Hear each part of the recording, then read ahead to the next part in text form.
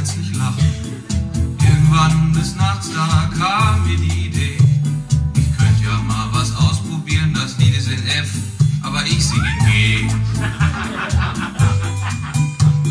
Ich sing jetzt einfach falsch, ich sing jetzt einfach falsch, ich sing jetzt einfach falsch und ihr könnt nichts dagegen tun.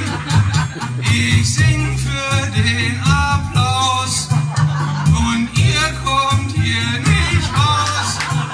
Ich sing jetzt einfach falsch und ihr könnt nichts dagegen tun. Ich hab ja mal gedacht, man müsste immer richtig spielen.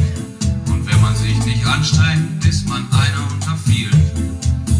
Stand auf jeder Bühne, konnte mich wirklich sehen lassen. Fing ich erst mal an, gingen die Leute bald in Massen. Da hab ich mich gefragt, wie kann ich noch besser spielen? Wie bin ich nicht bloß einer unter vielen?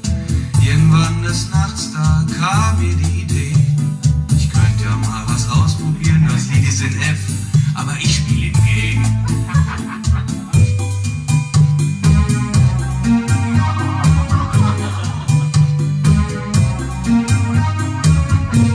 Aber es hat Spaß gemacht.